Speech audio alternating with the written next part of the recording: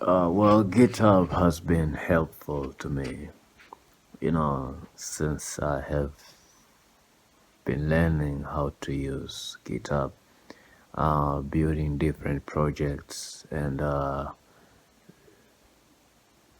repository my codes on GitHub.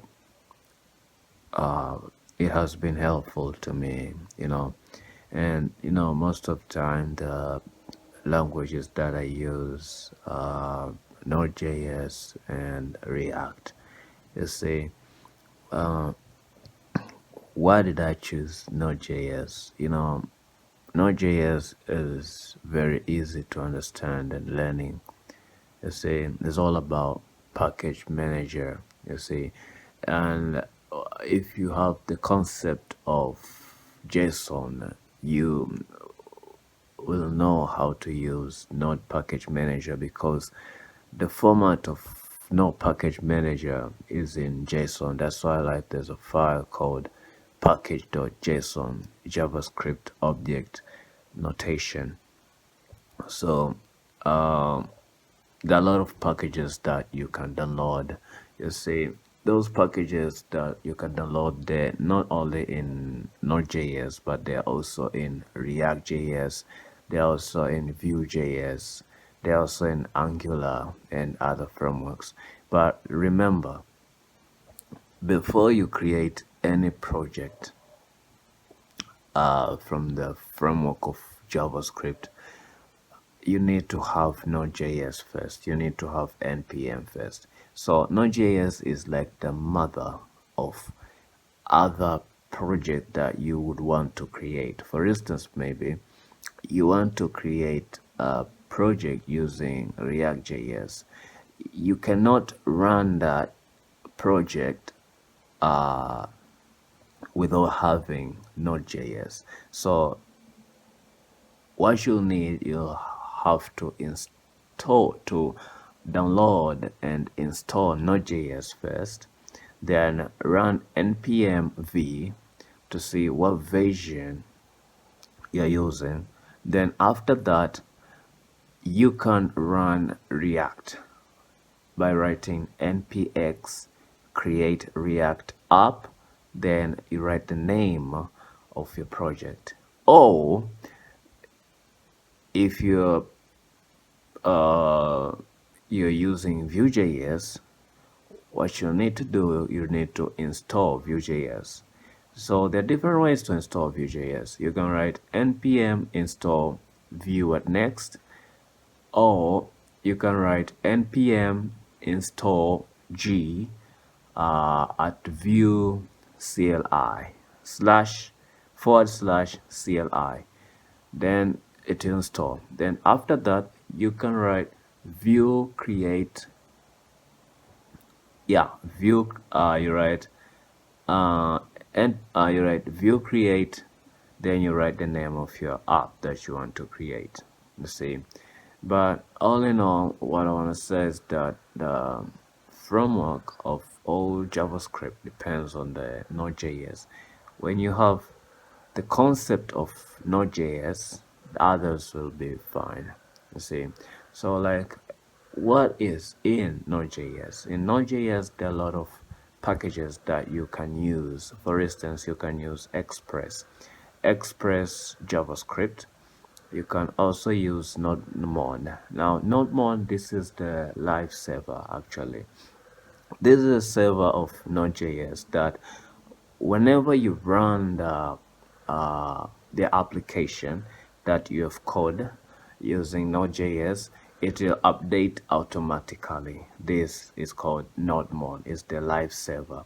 Express.js is the uh, is is is the language actually, but it is used in the connection. Like for instance, like turning up the saver, right? You write app.listen, then you type the port, maybe 3000 or 4000, any port that you want to do. So like you have to install, then you have to import. you see. So for instance, maybe you install Express, so right, like npm install express egs, then you import like const express equals to require express, then const up equals to express, then after that you turn up the saver like app.listen 3000. Then if you wanna check like the localhost is going good, you write app.get. Now there's get and post. Actually, when you say get, like you retrieve, but when you say post, is that you send, like post, you send it up, you see.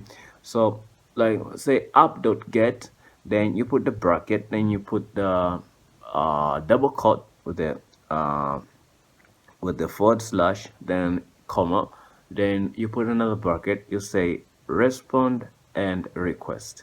You create an arrow function on that. Then you type respond.send equals to respond.send bracket double quote, then you write API is running successfully. Then after that, you go to the browser in a URL bar, then you type localhost 3000. Then it will show off that there is running successfully. You see, so that's how you can use Node.js if you want to create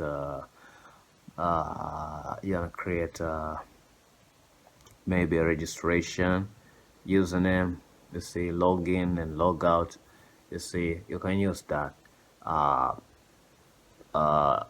Node.js actually. So in that you create a file, maybe home.egs or login.egs or register.egs.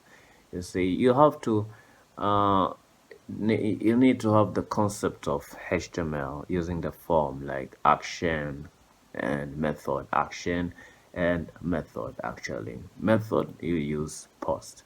So yeah, in Node.js also there's try and catch, like exception error. For instance, maybe if there's an error, it will return back. If there's no error, it will go on. That's all. Now yeah, that's all. And in Node.js, there's this thing is called encryption. For instance, you download, you install npm install bytecrypt. Now this bytecrypt is used for encryptions. Encryption means like your password is encrypted, like it's protected. For instance, maybe I'll create a password. I name it Kung Fu Panda 345 full stop. Now I don't want anyone to know about my password. So what I will do, I will install bytecrypt using npm. Then after that, instead of writing the password, I write hash password. For instance, maybe I want to register. So maybe I'll say app.post register, then respond and request. I create an arrow function after that. Then because like I said, const users equals to, then I put those square brackets for array. You know, array is like is used to store everything inside those square brackets, like everything. For instance, maybe const names equals to, then you put the square bracket there, then you type like maybe dog or anything you want. You see, it stores all the values there, you see. So like you type there maybe const users equals to, then square bracket, then after that you type like app dot post, yeah, app dot post, then respond app dot post register, you say put the double quote, then forward slash, then you write register, then respond request, then after that you create an arrow function, then you say like users dot push no, like before that you type try and catch, like you want to try if matches the form, then like it will send to login, but if not, then it will turn back to register. So like try and catch, then after that of typing try and catch, remember to use association in the arrow function, like you associate with that. So associate, then you type try and catch. You see, then try and catch, then underneath try and catch, then try, you write const maybe hash password. You see, but before you write that const hash password, you need to import bcrypt. So like you type const bcrypt equals to require bcrypt. Then after that you type const hash password equals to await bcrypt dot hash. Then after that you request dot password dot no, request dot body dot password. Then you type how many characters your password should have, maybe 10 or 8 or 4 or 6, whatever, you see. But the format of that must be the same to the format of HTML. If in HTML, in the input you wrote first name, now there in the register Node.js you should write like first name. Now after that, because you are request.body.password, comma, then number of characters that you want, maybe 8 or 10, whatever. Then after that you type users.push. You see, then you use id, maybe date.now bracket to string bracket. Then after that you type maybe first name equals to request body dot first name, middle name equals to middle name, request body dot middle name, like that. Then after that in password you type hash password. Instead of request dot body dot password, you type hash password. Now there, when you do that, when you post it, then when you type, you fill in the form, like, then you check in the backend of Node.js, the database, then you see there like the password has been encrypted. Why? Because of that installing bcrypt. Now this thing is called passport. Now this passport is used for login. If I want to log in, I use passport. Like, yeah, I will use passport or express session and express flash. These express fresh session and express flash, they use like to check out if he's allowed to log in or he's not allowed to log in. He has to register, then log in, then he can access. That's where we use passport and express session and express flash. But whenever that you install, you remember to import. You see, there are a lot of install. There's Mongoose, there's colors, there's codes. There are a lot of packages that you can install. But the good thing is, nothing is impossible with GitHub, and nothing is impossible with Stack Overflow. You see, the more errors you got, the more you learn, because sometimes I get a lot of errors and I don't give a damn sometimes those errors, you see. So like, I just, when I see those kind of errors, I just highlight, then I copy, then I paste.